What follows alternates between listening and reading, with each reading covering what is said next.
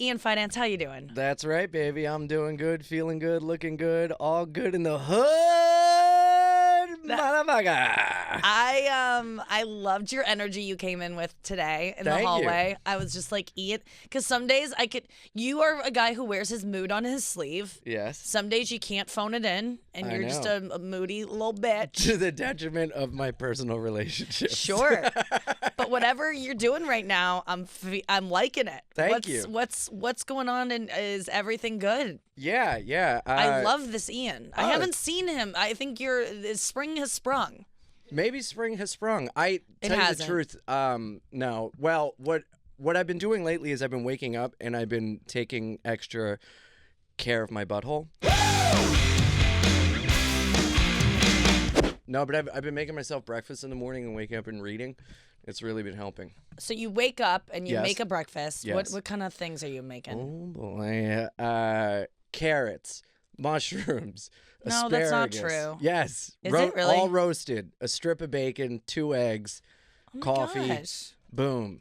That's a big meal to start your day. I would never Someone- be able to do that. I think I overheard once that breakfast is supposed to be the biggest meal of your day. So I think it's the most important meal of the day. I think that's what General Mills has sold us so that they could push cereal. I don't know if it's supposed true. to be biggest.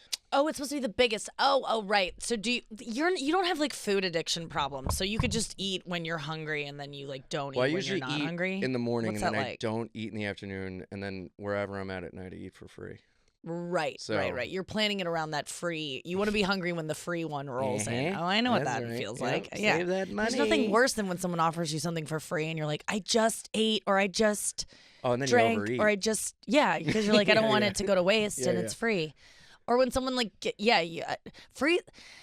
The free stuff is actually a problem. As you get more and more famous, whatever, get more of a name, people want to give you free stuff so that you like it and then maybe talk about it, wear it, promote it. And I get a lot of swag, I guess, now. Too much swag because there's a lot of stuff that I don't want any more things. So right? what do you do? Do you tell people no? I always take it because I have this thing locked in my system, which is like, if it's free, my mom is such a bargain shopper. Yeah. That it's like, this is free? How could you ever turn down a brand new item that is free? You know, like it's not in my chemistry to do so. I have been doing it. What I do is I take it home and it stays there until it's either out of fashion, expired, whatever. And then I put it in a pile and then I donate it. So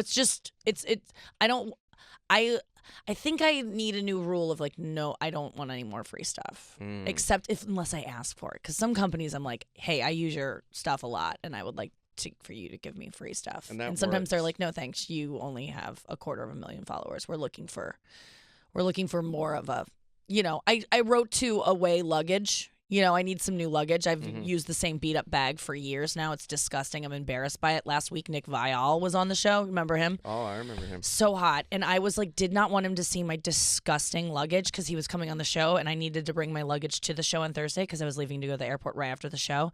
And so I usually have Jen, producer from the show, meet me downstairs to grab my bag so it looks like her dirty bag, right? Because I don't need to be seen in this building with a dirty bag. There's important people. Oh, yeah. Nick, I'm not like her. Look how gross she is. Yeah, and I make fun of her, and I yeah. whisper to an executive, like, look at this disgusting dirty bag that has my name on it. Oh my God, she's like obsessed with me. Why would she put my name on that bag? It's like, You're over so it. gross. Jen, I'm so sorry. Yeah, I mean. I want to fuck Nick. Well, it was last week. Okay, so I got there, and I got there a little too late, and I don't know why I'm telling this. Why can't I keep anything to myself? You know why? Because I've let it go that I would ever have a chance of banging Nick Viall. It's been a week of hoping that maybe that would be on the docket at some point in my life. You shot your shot last week. He was right here. No. You were like playing it cool, and then he walks out, and you're like, I want to fuck him so bad. Yeah, I mean, I did not say. I kind of said that, Yeah. but off air. Let me just say, any woman would. He is a gorgeous, gorgeous man. He's a handsome fella. So I'm not. I would. I wasn't like I just there was an opening I saw. I thought, oh, maybe down the line, like we have a friend vibe, but like I don't know, I don't think I would like want to imagine dating him in any way. But he looks like he knows what he's doing. I've watched him be very proficient with the ladies on ABC. Yeah, and that's ABC, baby. Yeah, you take him off the network origami. TV. What? I watch him do origami. Oh my! What does that mean? Like he's good with his hands. Oh, right. Oh, got it. Yeah. Oh, I just. So anyway, last week I'm like, I don't want Nick to see my dirty luggage. I go downstairs. I'm waiting for Jen to come down, and he is like checking in, and I see him, and I pretend to not see him. You ever do that? You ever lie with your actions? Yeah. Yeah, I pretended to not see him so that he would not see me, because you sense when someone sees you. So I was just looked away immediately to be like, erase that you just saw him. Act like you didn't see him. What would you be doing right now if you didn't see him? So I pick up, in my phone. And then I hear Nikki. I'm like, oh, God. Oh, hey. And I practice my surprise face. Isn't that a fun little acting moment? What? Oh, how many? Like everyone relates to that, where you act like you don't see. You see someone who you maybe don't want to see yet, right? Or it's at X all. face. When you like see an X, and then you have to act like you didn't see him. Oh, like you. Hey. I even practice it like beforehand when I'm pretending to not see them, because I know they're gonna see me. Like, what do I do when I see someone I'm excited about or like surprised by? I'm pretty good at it. I don't think he knew I saw him prior to that. So then he saw my dirty luggage. He didn't care. I mean, he didn't matter. And I kind of thought, like, if this guy will not bang me at some point down in the future, like because he remembers my dirty luggage, then I don't. I still want to bang him. Okay, so what kind of guy would be like, hey, I'd love that's to what do I'm saying. this, but it's so stupid. Remember that Jan sport you had? It's kind of dirty. I know. I mean, all of these things that I think are going to repel men. Not only does it not, it doesn't attract them by any means, but they just don't notice. They just don't care. And I know all women know that. Like, guys don't notice when we get our hair done. They don't care about manicures. They don't care about hair makeup. Done, talking, stories. We don't care about that you took it a little far there. What's inside your head? What your feelings? What's your feelings, what matters to you? Your dreams, family. Goals. You don't notice it. Stop spending time on those things. Doesn't matter.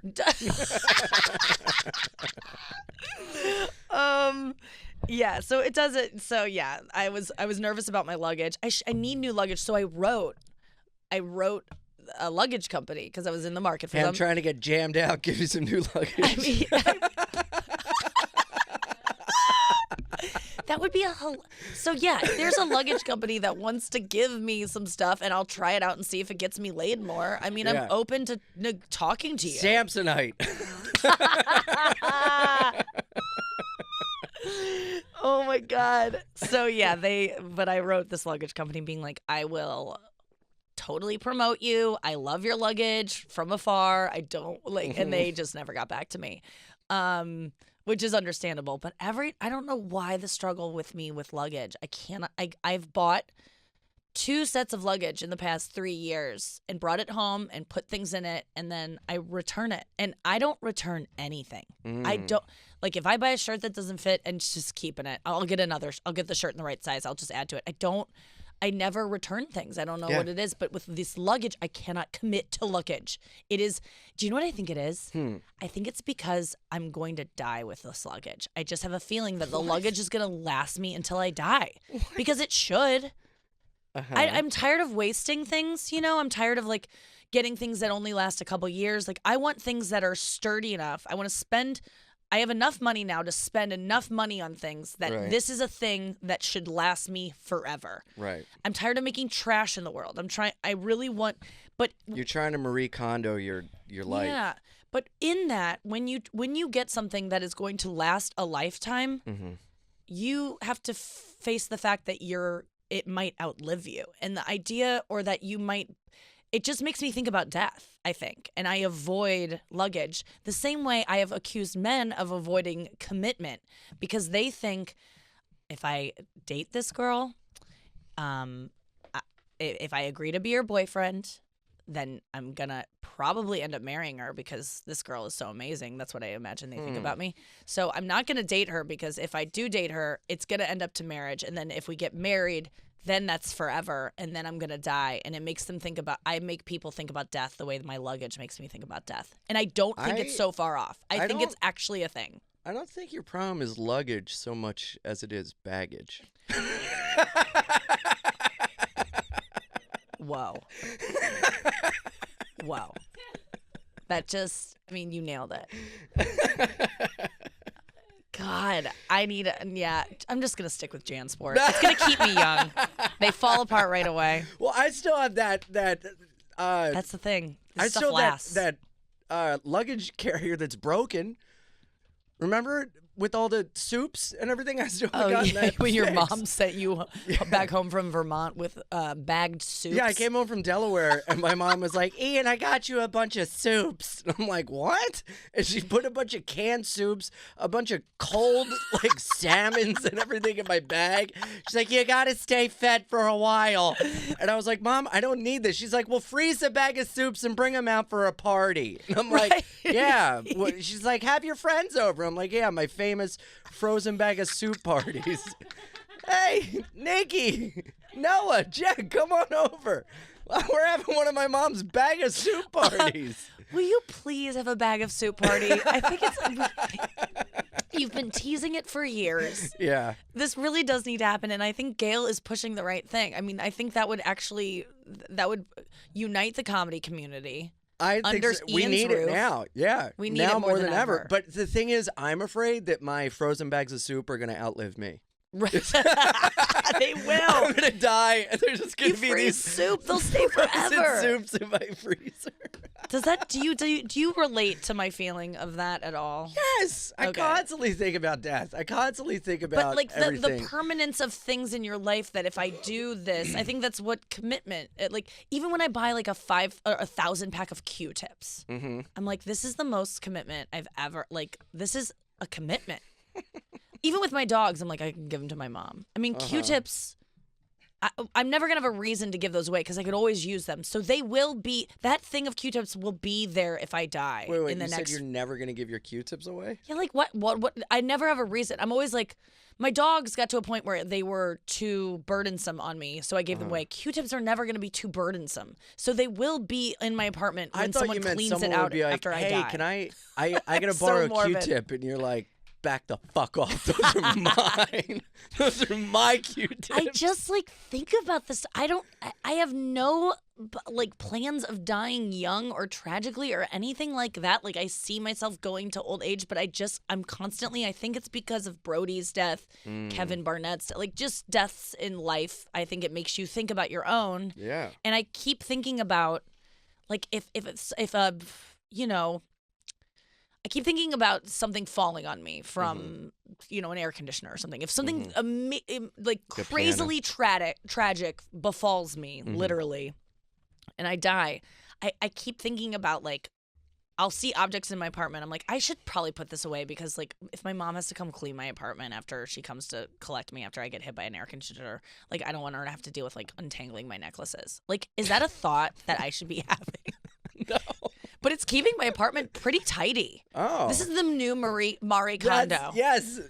Listen, with death. You're gonna die. Yeah. Get your stuff in order now. Don't be a burden for your loved ones who are gonna want to. Don't you want them to mourn you and celebrate you instead of clean up after you? My mom just did that. She just got the house clean. I've had to go and get dumpsters and everything to clean, and then it gets filled up again. She just got it cleaned out, and she keeps going, well, it's going to be easier for you when I die. That is so nice It's going to be easier because I'm going to die. And I'm like, oh, Gail, Jesus. Yeah. You bring up a good point. Well, I'm not going to lie. I've told my parents before. I'll be on vacation. I remember my dad, hey, Judah Friedlander. Judah Friedlander just walked in. Sit here, bud. Let me prop up the chair a little bit. Judah Friedlander, everyone. You know him from 30 Rock. You know him from the Dave Matthews Band music video for Every Day, which was one of my favorite music videos, and Judah is the star of it. You know him from his Netflix special entitled America is the greatest country in the United States. I wanted to get it right because I love it so much. And Judah will be filming and releasing a new stand-up special later this year. He's on tour right now. You can see him, the Future President Tour. It's all new material. March 6th in Fort Collins, Colorado at the Aggie Theater. March 8th, Denver, Colorado, the Oriental Theater. I've played there before. What a good time. Judah, welcome. Thanks. Sorry for getting here early again. Yeah. Right. It happens where I just, I plan. I just show up too early. It's weird when people show up early. I like a little early is fine, but you're very, very early. Yeah. And it's we didn't plan for it, but you're here. Yeah, I tried my best. And honestly, you do sound like you got here early, but did you get here late? Yeah, I just got here. Yeah. But I didn't know when we were expecting you, to be honest. Oh yeah, no, I was supposed to be here at 10. Yeah. The full time. You're running in about 20 minutes early. And I got up at like 6 today. What really happened early. here, bud? I just get I distracted. I keep going like, oh, I have to do this. Oh wait, I forgot about that. And then all of a sudden I'm like, whoa, I'm running late. I know. Do you ever actively running late and then you decide to do more tasks because for some reason it doesn't? Completely. Why is that? I saw a meme about it where it was like, when you're running, you're going to be 10 minutes late, but you decide to take your time but why? What? I related to it. Why? Why do we do that? Why wouldn't you hurry it up? Because I guess if you're going to be 10 minutes late, why not be 12? I don't know what it is for me. But it does happen. And maybe it's a mystery. Maybe somebody can help us. Mine is anxiety and fear, because if I get somewhere early, then there's going to be time for me to be alone with my thoughts and thinking about stuff and obsessing. And if I'm late, I already hit the ground running, so I have no time to think about everything. I am on time everywhere. I never have a second for me to sit and think about my thoughts. I get somewhere 30 seconds before I go on stage. I leave right after. I leave no lag time for that very reason. I don't want to be alone with my thoughts, or I don't want to be alone and have no one who's going to talk to me, feel awkward. So you stay very busy.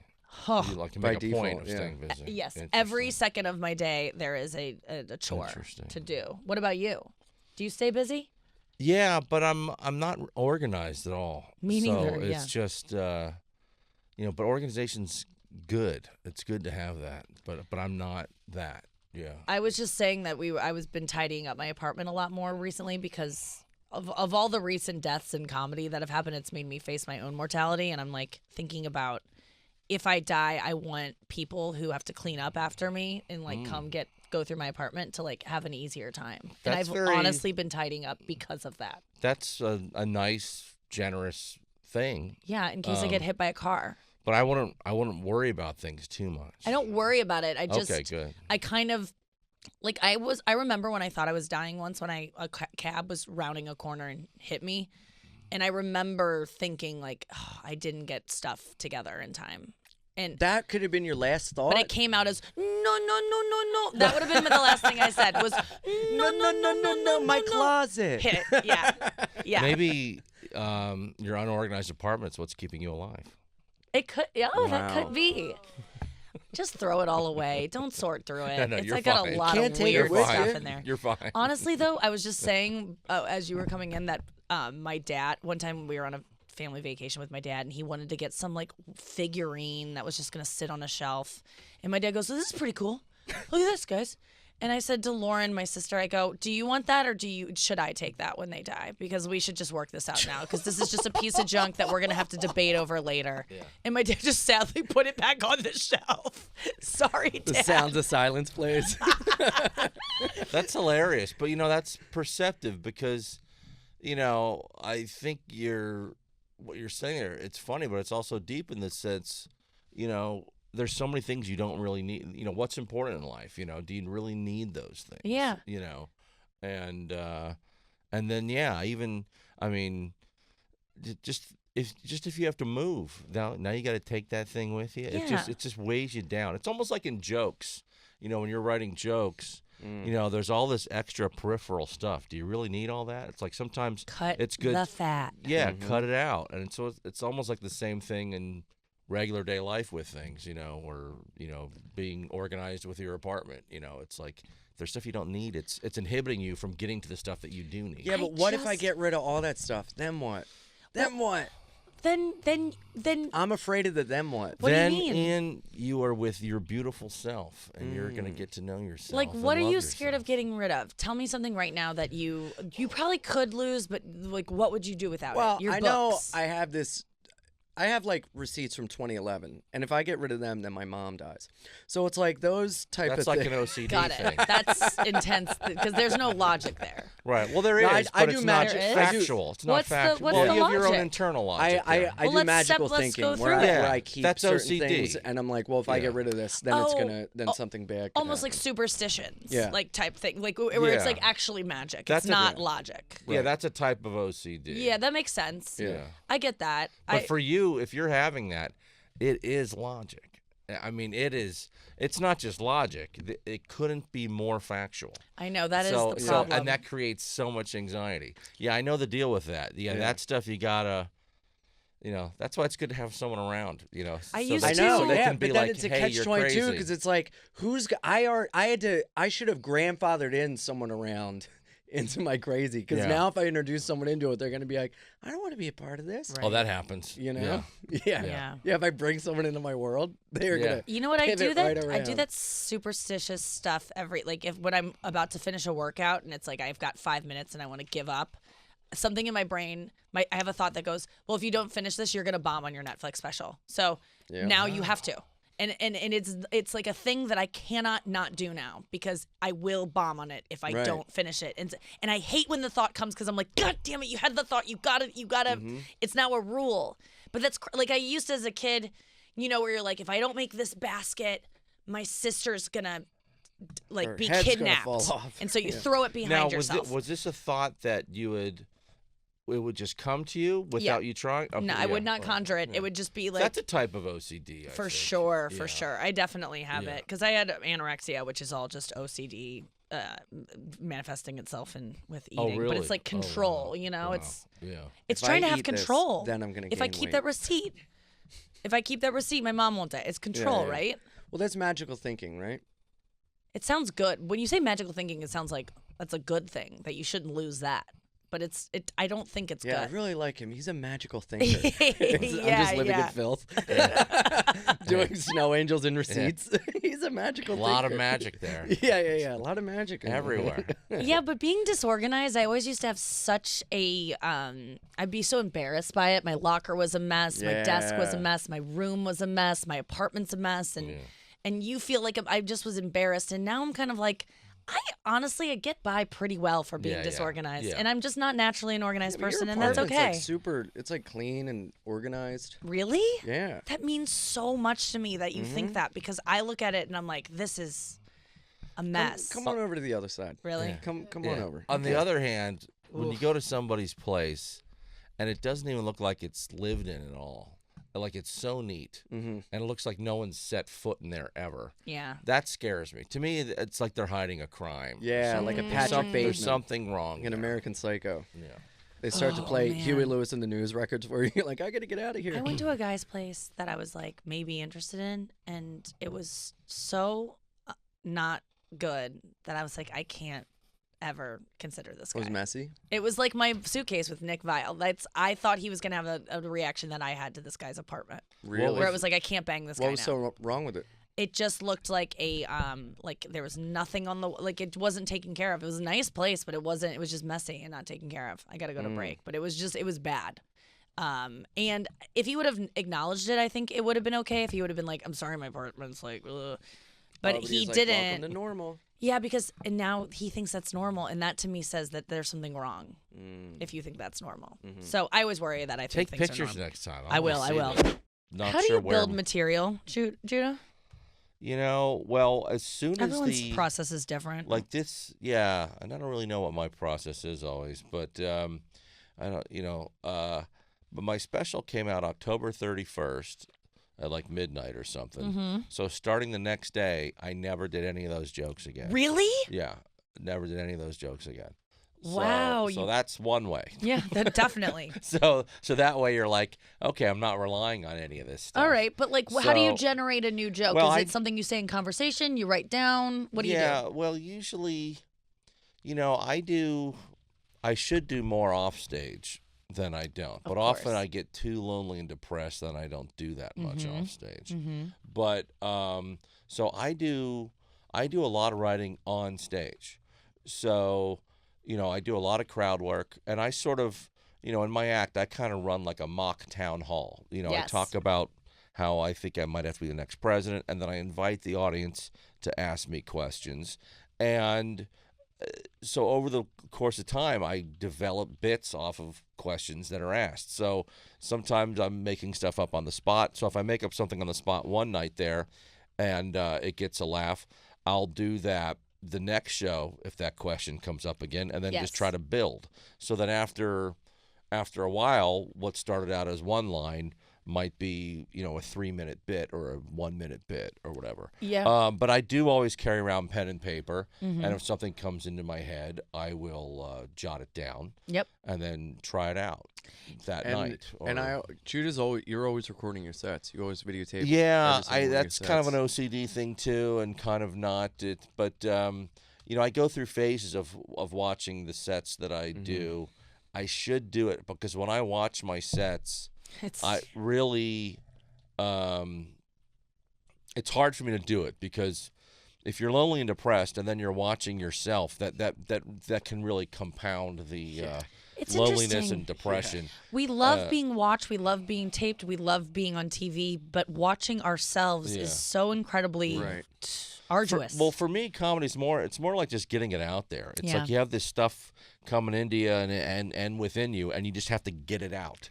Yeah. So for me, that's what so much of it is. So, but when I watch my stuff or if I listen to my set, and it helps me think of things to not just how to reword things, but really more of how to build from the stuff that I've already done. Yeah. So I'll listen to me doing one joke, and then I'll think, then another joke will pop into my head that I can add on to that. So for Exactly. that, it's really good. And then I forget a lot of stuff. Yeah, Because I make I know. up a lot of stuff, during the show. It's not pre-written. And then sometimes I make up something that's really good, and I completely forget it. I know. And so that's why it's important to listen to sets too. And I don't do it enough. I always want to be in the room when Judah's on because you level the room and you do this thing with crowd work where when you open it up to people to shout out topics and ideas, people are yelling out some shit that makes a room uncomfortable. Yeah, People are like racism, gun control, Yeah. abortion, Yeah. and those are things where Yeah. like normally people would be like, okay, Yeah. on to the next thing, and you have something for, and it is so funny. Oh, thanks, man. Well, I don't know how many years ago it was, but I don't know if it was like 8 years ago or whatever, but I started really talking about a lot of issues that nobody wants to talk about. And like when I was first started talking about like racism and stuff like that, the audience would get so quiet, so uncomfortable. And at first, that made me uncomfortable because as a comic, silence is not what you want. Right. You want there to be this sort of kind of just an ongoing laughing going on. There can be moments where they're quiet, where they're listening to you, but generally there's an ongoing laughter thing. But when I would bring up racism and stuff like that, it would get like more quiet than you're used to hearing. And so, but after doing that for a while, I got used to that, and I got comfortable with that, and it's almost like I got comfortable with them being uncomfortable, and so. But now, the past year, 2 years, talking about a lot of these big issues, like especially race, was never talked about in just the common, pop culture. You hear it on the news, you hear it in, it's a topic that's talked about more than it was. Well, just more than just like if you just go back 2-3 years. It was hardly talked about, but race is part of the national conversation. Yeah. Now, so when I bring it up now, people aren't really as uncomfortable as they were because they're used to it being sort of a national topic. Right. Yeah, I do a joke now where just the mere mention of mentioning that. So I do a joke about how to get a hot guy, I'll often go short because you can get a hot guy on discount if he's short, right? And I say tall guys. And then I go into, short guys are actually, once you date them, you'll learn they're more interesting than tall guys. They're funnier. They have better stories because they've had to like work on their personalities because no one likes them because they're short, right? Like when they walk into a room, no one respects them, so they have to learn a magic trick. So, and it's true. Like short guys are usually funnier. You're a better hang because you're short. I guarantee it's part of the reason why you're so cool, Ian. Yeah. But then I go, and every tall guy in the room is secretly to themselves saying, no, I'm funny. I'm different than most. And it's like, if you're a tall guy, you're not as funny as a short guy because everyone's laughed at everything you've said your whole life because you're tall and you have all the power. And I go, by the way, and then I stop and I go, by the way, I mean, this is only for white people because if you're black and tall, it it throws things off. Like, you know, white tall guys think they're so funny. If you're black and tall, it's like this is a different story. So but people get so uncomfortable when I say that because all of a sudden it's like just mentioning that black people exist and that their experience is different than white people. I don't know what people get so offended by, but they always go, and I'm like, but it is true. Like a tall white guy's experience is vastly different than a tall black guy's experience. Right, that's even more privilege of the white male privilege is adding in that tall privilege, really. Yeah, Why exactly. is it that so many women, straight women prefer men that are tall? What is it exactly? I know exactly what it is, and it's women prefer men who are tall because men who are shorter than us or the same size as us make us feel big, and women are supposed to be tiny. So it's sort of playing into the psychology of what you think a woman should be and a man should be, kind of, I guess. Yeah, Gotcha. your boyfriend should be able to protect you, and you should be very little and fragile, and your boyfriend should be this big, hulking dude that I don't know if it's about protection or whatever, but women just don't want to feel big. So do you think this is coming from the culture putting this on you, or do you think some of it's just biological too? Maybe a little bit biological, but I think it's mostly the culture. I really do. Yeah. I've found, though, because I've never cared about a guy's height, it's just never been something that would make me disqualify a guy from dating me if he's shorter than me, and I'm 5'9". Yeah, because I've never, like, height's not an issue for me. It's like, that's why I've never understood, like, like a lot of women, like, they feel like they, you know, if they're not as tall as some other people, they're like, they have to wear heels or stuff like that. Yes. And I'm like, it really, you know, if you're comfortable, then I think you look good. I didn't realize it until I dated a short guy who was like, it's a different experience being a short guy. Women don't even look at you the same way. Yeah. Well, I feel like the height thing in real life is not as insurmountable as it is online, because online, someone will go, how tall are you? And you go 5'7". They go, never mind. But then in real life, you can't gauge, you know, you can kind of let your personality be your height. Yep. But online, they see that Magic number tricks. and they go, nope, see you later. Bye. That's the thing. That is the problem. Well, how it's much do you online. weigh? Huh? Exactly. I've told you wanna girls. talk numbers? Because girls. Bernadette? Thank you.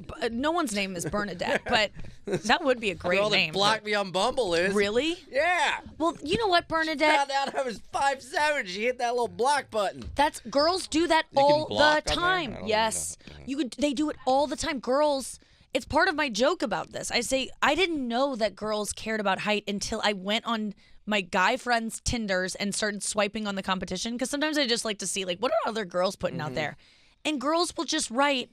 It says their name, their age, and then they have one sentence to write something about themselves, and they choose to write, if you're under 6 foot, swipe left. Right. And kill yourself. And it's like, yeah. whoa, that's all you care about in someone is their height? Like you aren't a good person, kind of. Yeah. And I understand though that if you don't want to And date if I shorter go guys. fatties to the left, I'm the asshole. Exactly. I say to women, if a guy wrote if you're over 120 pounds, swipe left, he would be kicked off the Kill app. yourself, Shamu. That's what mine says. Check yourself into SeaWorld. They'll do it for you. Yeah. Free this Willy bitch. That's not fair. And I really do I know that there are good women out there who have this rule for themselves that they won't date a guy who's shorter than them. Please give it a try. I really recommend it because I swear to God they have better personalities because they've had to work on themselves. Yeah. Tall guys just like aren't as there's some that are goofy enough looking that they've had to work on themselves. So like find a guy who has something he's insecure about, so he's had to build some kind of personality. That's why if they're just hot, yeah. it's like there's not much there. I know. You vapid idiot. It's true though. Like hot people, when things are given to you, why develop any kind of personality to then get the love that you're already getting based on your looks? It's kind of sad. I've hooked up with taller girls, and I kind of like taller gals, because I'm a confident guy and I don't mind whatever. But you don't really notice it until they have to bend down to kiss you, and then it kind of feels like it's like someone like with a magic wand, like, and I bestow upon you this gift. Leaning, yes. Like a fairy godmother. Yeah, like a fairy godmother. And I'm just like, thank you, my lord. I swear to God this happened, and it's one of my jokes, but I swear to God it happened. One of my first kisses with my ex-boyfriend, who was 5'8", and I'm 5'9", was in his kitchen. And we were kissing, and it was I was wearing heels or something, so there was a discrepancy of height that was making it a little bit weird. You put him on the kitchen counter? I didn't lift him. That's what my joke was, that I lifted him up on the kitchen. But he boosted himself up, and so we could kiss. And I remember being like, he's doing the girl thing right now. And I didn't mind it, but he really did like wrap his legs around me like on the counter. And I'm like, isn't this supposed to be the other way around? Like, you never see it in movies where the guy is like, hold me. And I didn't mind it. I like felt cool. Mm-hmm. So, like, short guys can make you feel good. Did you ever bring it up to him? Did you ever, like, joke about it or anything? Oh, I joked about his height constantly because he was so over-aware of it. No, he didn't mind it because he's a really confident guy, but he did open my eyes to a world in which short men are disenfranchised. Yeah. I'm right on the I'm 5'7". I lie and tell people I'm 5'8", like the inch matters. But if you're, like, 5'5" and a guy, you're fucked. It stinks. It is. People can be really mean and dismissive of you, and it's not a good deal. Like, it's not fair, and you shouldn't, like, girls just, and tall women. I mean, tall women, I think, deal with the same thing. Like, very tall women. Women 6 foot and over have the same thing where a guy wouldn't date a girl who's taller than him. It's just a rarer thing than short guys, I think. Yeah. Tall gals, call me. I'll get a step ladder. Are there any deal breakers for either of you in a relationship where you're like, I couldn't date someone who does this thing or is this thing? For me, it would be a personality or a moral thing. Mine's just basically like what's race. Something that you've that's all you need to say, Ian. We get it, and you're not wrong. Oh, I missed it. What did you say? He said race. Oh. Judah will be at the Oriental Theater March 8th in December. I know. It's like in Denver, Colorado. No, Judah, you said it's a personality thing. Is there something that you can recall, and forgive me if I'm putting you on the spot, like if you go on a date with a girl and she's just doing something where you go, I couldn't deal with this. Well, in general, it's like, if someone's in like finance or something like that, that's probably not going to be the better fit. You know what I mean? It's if there's someone who's doing something, if someone's doing something that's like helping people, that like that's what their job is, or something in the arts or something, or that's I would be more drawn to that. Certainly. Right. But I'm trying to think of like a thing that you go on a date with and you go, oh, they do that. Oh, like they eat a certain way. Littering. Great answer. I hate that. Great answer. I hate that. I saw it the other day. Poorly.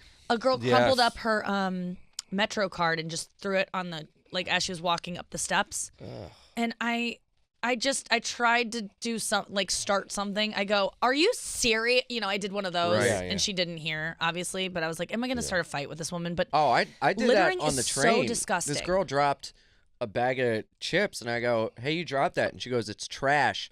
And I got so infuriated, I just panicked and didn't know what to do. And I said, don't you care about the world you live in? Yeah. She was like, good. What? No. Yeah, I hate that. Moved. I was like, I hate well, that. I do.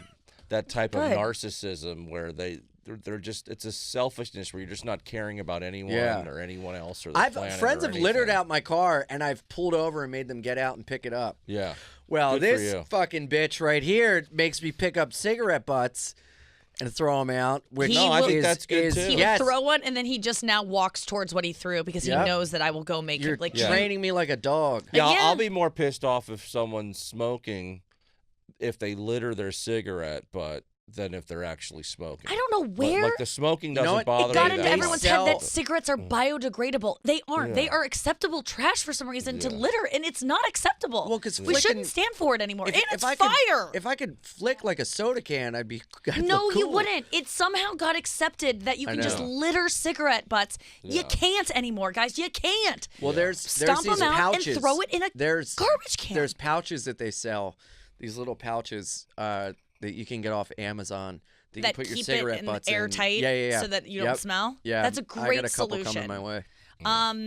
Yeah, I'll say the littering thing is quite annoying. And I'm vegan, but I don't mind if a guy eats meat. But like someone being like too excited about meat, I think I'm now getting to a place. Well, How long have you been vegan? 2 years. Oh wow. So I went on a Bumble date with a guy who I really liked. I was like, that was an amazing first date. Like, I can't wait for the second date. And in between the two, he had to get a colonoscopy. Okay. And in between the date 1 and date 2. Yes, he had to get a colonoscopy. So for a whole day, he couldn't eat, right? Yeah. And we were kind of flirting about talking about, we were like, it was a point, like it was an inside joke that we kept like banter going in between our 2 dates of like, I was like, he's like, I'm not eating today. I got a juice cleanse. We're like making jokes about butthole? it. Yes, exactly. How's your butthole? And by the way, on the end of the first date is when it was revealed I was vegan because we went and got like a meal late at night. And I was like, yeah. And he goes, you should have mentioned that in your profile. And I was like, really? I didn't know like that. He was just like, yeah, it's just like something. I mean, obviously that's something about you. And I was like, okay, but I didn't think anything of that. And then this guy proceeds to double down on his meat stuff in between our 2 dates because I think he just was so triggered by the fact that I was a vegan. He was offended that you were a vegan. He was offended. That's ridiculous. That kind of narrow-mindedness, that's one thing I can't stand. Like, I don't drink. So sometimes you might go out with someone, and they are just stunned that you don't drink. And then can't imagine any reason why someone may not drink. Yeah. I'm like, how have you gone through life this far, and you don't know one reason why someone may not drink? It's like, how much is alcohol part of your life and you don't even realize it, Yeah. I mean, we all three don't drink. And it's just it's just that completely unawareness of what goes on with other people. Like, what else are you unaware about? That's a good point. You know what I mean? If that's one thing there, that means you're missing a lot of stuff about a lot of people. Yeah, when society in general. If you're thinking when it comes to gender, race, orientation, I mean, just like him being pissed off about you being vegan, what else is he pissed off about? Exactly. And there's going to be a lot things more. down the There's line really that I there's think are probably just going to be innocuous racism. details about. There's going to be sexism. I don't want to call that. this guy all those things, but he was really into cooking, and so I was trying to generate discussion. So I wrote this guy a text later on being like, I was just trying to make like chit chat, and I go, we were talking about what meal he was going to make for himself after his like day of not eating after the colonoscopy. Like, what's gonna be your meal? And he's talking about like all this meat, and I'm just like, okay. He's like sending me pictures of him boiling bones to make a bone broth, and I'm like, I don't need to see animal bones. Like, this just feels so over the top. But I was also like, maybe I'm super sensitive to it because I'm a vegan. I don't know. Who cares? Then I go, what's the best? I go, you love cooking. I'm trying to like generate conversation. I go, what's the greatest meal you've ever made? And he goes, in all honesty, it was this pig that I picked out at the farm. I watched it die. He said, I watched it die. He goes, I know you're vegan. It lived a relatively, in parentheses, humane life. And I'm like, what are you This was so over the top, and I canceled. I went on the second date with him, and he read every plaque at a museum, which was disgusting to me because it was a terrible museum it was so fun. Can you say what museum? The new museum. Have you been there? That's in the West Side? Yes. Yes. Yeah. It's bad. It's just like bad. There's some good things, but it's a lot of bad art because art can be bad. Just because it's in a museum doesn't mean it's good. But this guy is under the assumption that anything in a museum, you have to respect it and he read every plaque. I respect art, but not your choice to be vegan. Yeah, and I was trying to make fun of it, and he wanted nothing of it. Then there was this weird exhibit that we walked into, and it was of a whale being murdered at sea. It was like, you know when they do like he's like, now this is, let's take this in. And I was like, I need to leave this, and he's like, I just want to stay and like take it. It was so weird. It was so weird. Call him up. What did he do for a living? Can you say? I honestly, he was a producer. He's a TV producer. And the guy was so funny and so nice and really cute, but I just couldn't do it because he seemed so threatened that he almost pushed me away with he was trying to push me away with the meat stuff. But I don't care if a guy eats meat. I mean, I think I do, actually. I think I'm getting to a place where I do. Like, it offends me when I see... Because I have a vegan I'm saying friend. that's okay. I think it is okay to think that. It sucks though because everyone eats meat, and I don't judge you. It's like so gross to me. I can't understand it anymore. I can't understand when people eat ribs. Like, it looks like the animal, so it just really. I don't want to be around it, I guess. It's like, it's the way I am with drinking. Oh, but this is what I wanted to say about drinking. And you raised a great point when people go, you don't drink? Oh my God. That deters so many people from stopping drinking. People have drinking problems, but they don't ever want to feel weird that I just got a message from a guy that said, Nikki, you've encouraged me to stop drinking. I'd read the book, The Easy Way to Stop Drinking by Alan Carr. I did all the steps and I'm ready to, and I am not drinking anymore. But I'm really struggling because when I go and hang out with my friends, no one can believe I'm not drinking. I just feel weird. And I want to just say, that's their problem. That is their problem. They are mad because they still drink and they know they're embarrassed about it and they want you on their team. So if you are new to quitting drinking, stay the course. Do not give in just because you feel like people don't think you're cool anymore, because guess what? You're actually cooler than they are because you're doing something that's more difficult. Therefore, you're cooler. Okay? So I want to speak to and if you're short, you're even cooler. You're so short if you don't drink and you're short and you don't eat meat, DM me. Woo, all right? Trifecta, baby. Thank you so much for watching that clip that you just watched. Did you enjoy it? I hope you did. If you did, thumbs up it. Why don't you subscribe? Why don't you just keep watching more videos? Let them play. Share with your friends. Go share on your Instagram story. Go just have a great day.